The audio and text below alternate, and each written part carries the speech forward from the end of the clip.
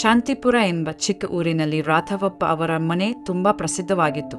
ಅವರ ಪತ್ನಿ ಲಕ್ಷ್ಮಮ್ಮ ಗಟ್ಟಿಯಾದ ಶಿಸ್ತಿನ ಮಹಿಳೆ. ಮನೆ ಎಂದರೆ ನಿಯಮ, ಸಂಪ್ರದಾಯ, ಸಮಯ ಪಾಲನೆ ಇದನ್ನೆಲ್ಲ ಕಡ್ಡಾಯವಾಗಿ ಪಾಲಿಸಬೇಕೆಂದು ನಂಬಿದ್ದಳು. ಅವರ ಮಗ ಸುರೇಶ್ ಒಳ್ಳೆಯ ಉದ್ಯೋಗ ಮಾಡಿಕೊಂಡು ನಗರದಲ್ಲಿ ಸುರೇಶ್ಗೆ ಮದುವೆ ಆಯಿತು. ಸೊಸೆ ಅನಿತಾ ನಗರದಲ್ಲಿ ಬೆಳೆದ ಓದಿದ ಸ್ವಲ್ಪ ಸ್ವತಂತ್ರ ಮನಸ್ಸಿನ ಹುಡುಗಿ. ಮದುವೆಯ ನಂತರ ಅನಿತಾ ಶಾಂತಿಪುರದ ಮನೆಗೆ ಕಾಲಿಟ್ಟಳು. ಮೊದಲ ದಿನಗಳಿಂದಲೇ ಅತ್ತೆ ಸೊಸೆ ನಡುವೆ ಅಂತರ ಶುರುವಾಯಿತು. ಲಕ್ಷ್ಮಮ್ಮಗೆ ಅನಿತಾ ಬೆಳಗ್ಗೆ ತಡವಾಗಿ ಎದ್ದಾಳೆ ಅನ್ನಿಸಿತು. ಅನಿತಾಗೆ ಅತ್ತೆ ತುಂಬಾ ಕಠಿಣವಾಗಿದ್ದಾಳೆ ಅನ್ನಿಸಿತು. ನಮ್ಮ ಕಾಲದಲ್ಲಿ ಹೀಗೆ ಇರ್ಲಿಲ್ಲ ಎಂದು ಲಕ್ಷ್ಮಮ್ಮ ಮಾತಾಡುತ್ತಿದ್ದಳು. ಇವಳಿಗೆ ಮನೆ ಕೆಲಸದ ಅರಿವೇ ಇಲ್ಲ. ಒಳಗೊಳಗೆ ಬೇಸರ ಪಡುತ್ತಿದ್ದಳು.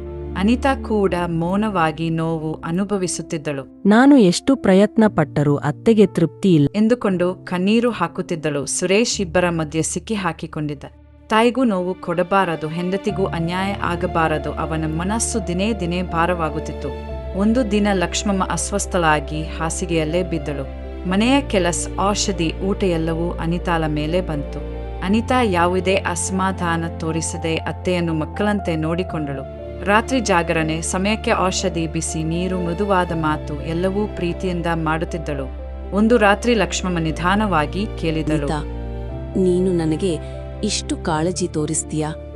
ನಾನು ನಿನಗೆ ಎಷ್ಟು ಕಠಿಣವಾಗಿದ್ದೇನೆ ಕೇಳಿದಳು. ಅನಿತಾ ಕಣ್ಣೀರಿನಿಂದ ಹೇಳಿದಳು, ನೀವು ನನ್ನ ತಾಯಿ, ತಪ್ಪುಗಳಿದ್ದರೂ ತಾಯಿ ತಾಯಿಯೇ. ತಾಯಿ ತಾಯಿಯೇ. ಆ ಮಾತು ಲಕ್ಷ್ಮಮ್ಮ ಹೃದಯವನ್ನು ತಟ್ಟಿತು. ಅವಳ ಕಣ್ಣು ತುಂಬಿ ಬಂತು. ಅವಳು ಅನಿತಾಳ ಕೈ ಹಿಡಿದು ಹೇಳಿದಳು, ನಾನು ನಿನ್ನನ್ನು ಅರ್ಥ ಮಾಡ್ಕೊಳ್ಳೇ ಇಲ್ಲ ಮಗಳೇ.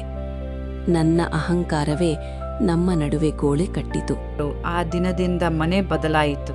ಲಕ್ಷ್ಮಮ್ಮ ಅನಿತಾಳ ಅಭಿಪ್ರಾಯ ಕೇಳತೊಡಗಿದಳು. ಅನಿತಾ ಅತ್ತೆಯ ಸಂಪ್ರದಾಯಗಳಿಗೆ ಗೌರವ ಕೊಡತೊಡಗಿದಳು. ಮನೆಗೆ ನಗು, ಶಾಂತಿ ಮರಳಿತು. ಸುರೇಶ್ ನಿಟ್ಟುಸಿರು ಬಿಟ್ಟ. ಸಂಬಂಧ ಶತ್ರುತ್ವದಲ್ಲೇ ಇರಬೇಕು ಎಂಬುದು ಸುಳ್ಳು ಎಂಬುದನ್ನು ಆ ಮನೆ ಸಾಬೀತು ಮಾಡಿತು. ಅರ್ಥ ಮಾಡಿಕೊಳ್ಳುವುದು, ಸಹನೆ ಮತ್ತು ಪ್ರೀತಿ ಇದ್ದರೆ ಯಾವ ಸಂಬಂಧವೂ ಸುಂದರವಾಗಿ